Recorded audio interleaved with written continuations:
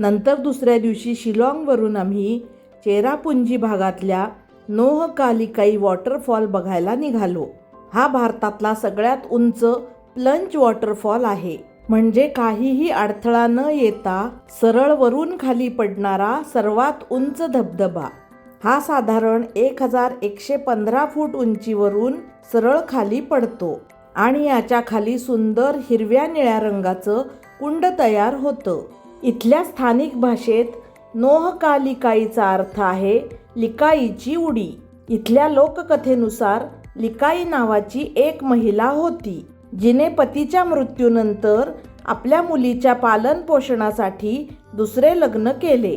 परंतु हा दुसरा पती त्या मुलीचा अतिशय द्वेष करत होता. एकदा लिकाई कामावर गेली असताना त्याने त्या मुलीची हत्या केली. लिकाईला जेव्हा हे समजले तेव्हा ती अतिशय दुःखी झाली आणि तिने येथे येऊन खाली उडी मारली. अशी या नोहकालिकाई धबधब्यामागची दुःखद कहाणी आहे. इथे वॉटरफॉलच्या समोर बरेचसे स्टॉल होते आणि इथे प्रामुख्याने गरम मसाल्याचे पदार्थ भरपूर दिसले. सोवेनियर आणि तिथल्या लोकल डेकोरेटिव्ह वस्तू पण होत्या. वॉटरफॉल बघून आम्ही चेरापुंजीपासून जवळच असलेल्या थांग खरांग पार्क इथे भेट देण्यासाठी आलो. हे चेरापुंजीमधल्या सर्वोत्तम पर्यटन उद्यानांपैकी एक आहे. अनेक प्रकारची फुले या उद्यानात बघायला मिळतात. परंतु सध्या उन्हाळा असल्यामुळे जास्त फुले नव्हती. खोल दऱ्या, हिरव्यागार टेकड्या आणि विहंगम दृश्यांसाठी हे उद्यान प्रसिद्ध आहे. थांग खरांग पार्क बघून इथून जवळच असलेलं नैसर्गिक शिवलिंग बघण्यासाठी आम्ही आलो. इथे 50 फुटांपेक्षा जास्त मोठा दगड आहे आणि त्याचा आकार शिवलिंगासारखा आहे. इथल्या स्थानिक भाषेत त्याला का खोह रामहा असे म्हणतात. याचा अर्थ नैसर्गिक शिवलिंग. इथून खालच्या दरीतील सुंदर दृश्य दिसते. या शिवलिंगाच्या जवळून एक नैसर्गिक झरा वाहतो. श्रावण महिन्यात इथे दर्शनासाठी खूप भक्त येतात. तसेच महाशिवरात्रीला येथे मोठा उत्सव देखील असतो. इथे खाली उतरून जाण्यासाठी पायऱ्या दिसत होत्या, पण सध्या काही कारणाने त्या बंद केल्या आहेत. असं हे नैसर्गिक शिवलिंग बघून आम्ही पुढे 7 सिस्टर फॉल बघण्यासाठी निघालो.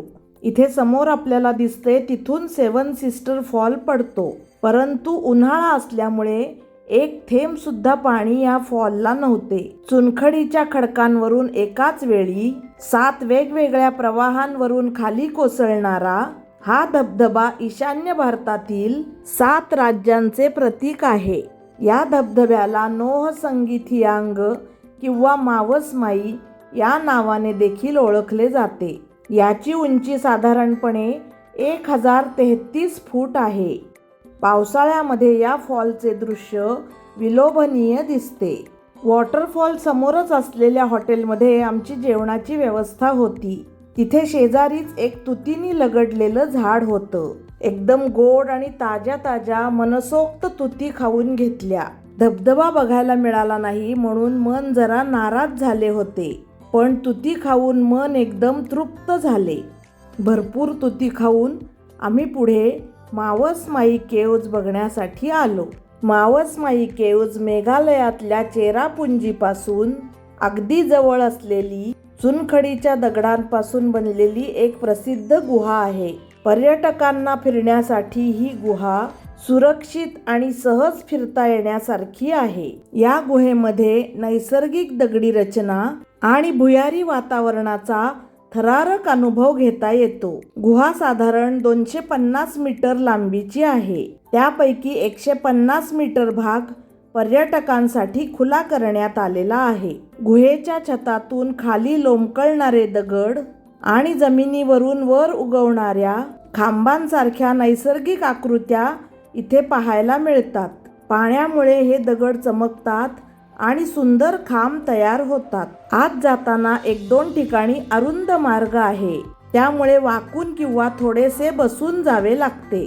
पावसाळ्यामध्ये ही गुहा पाण्याने भरलेली असते, त्यामुळे पावसाळ्यानंतर इथे येण्यासाठी उत्तम काळ आहे. संपूर्ण चुनखडीची म्हणजेच लाईमस्टोनची आणि निसर्ग निर्मित असल्यामुळे या गुहेत फिरताना एक वेगळाच अनुभव आला.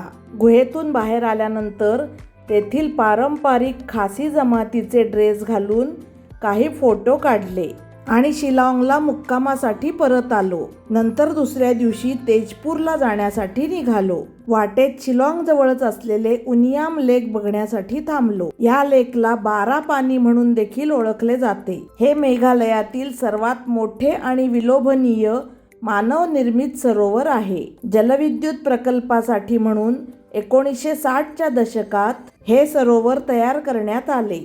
खासी भाषेत उनियामचा अर्थ अश्रूंचे पाणी असा होतो. एका स्थानिक दंतकथेनुसार स्वर्गातून खाली उतरताना रस्ता चुकलेल्या एका देवदूताच्या अश्रूंपासून हे सरोवर तयार झाले आहे. तलावाच्या सभोवताली अनेक रिसॉर्ट्स आणि पिकनिक स्पॉट्स आहेत. लेक बघून तेजपूरला जाताना वाटेत आम्ही नगाव येथील महामृत्युंजय मंदिर बघण्यासाठी थांबलो. हे संपूर्ण जगातलं मोठं शिवलिंग असलेलं मंदिर आहे. याची उंची 126 फूट आहे. या मंदिराच्या बांधकामाची सुरुवात 2003 साली आचार्य भृगुगिरी महाराजांनी केली. याच ठिकाणी ते ध्यानधारणा करत असत आणि याच ठिकाणी गुरु शुक्राचार्यांनी महामृत्युंजय मंत्राचा जप केला होता. म्हणून आचार्य भृगुगिरी महाराजांनी मंदिराच्या बांधकामासाठी या जागेची निवड केली होती. मंदिराच्या खालती आचार्य भृगुगिरी महाराजांची मूर्ती आहे. भगवान शंकरांचं मनोभावे दर्शन घेऊन आम्ही तेजपूरला जाण्यासाठी निघालो. तेजपूरच्या अलीकडे ब्रह्मपुत्रा नदीवरचा हा पूल आम्हाला लागला. याचे नाव कोलिया भोमोरा सेतू असे आहे. हा पूल आसाममधील तेजपूर आणि नगाव जिल्ह्यातील कालियाबोर यांना जोडतो. हा पूल 3015 मीटर लांब आहे. या पुलाचे नामकरण 17व्या शतकातील अहोम साम्राज्याचे प्रसिद्ध लष्करी जनरल कोलिया भोमोरा फुकन यांच्या नावावरून करण्यात आले आहे. दोन्ही बाजूंना विस्तीर्ण अशी पसरलेली ब्रह्मपुत्रा नदी खूप मस्त दिसत होती. जणू काही समुद्रच आहे असं वाटत होतं. आणि संध्याकाळ असल्यामुळे आकाशात विविध रंगांची उधळण झाली होती. भरपूर फोटो काढून आम्ही तेजपूरच्या दिशेने निघालो. आज आमचा मुक्काम तेजपूर येथे होता.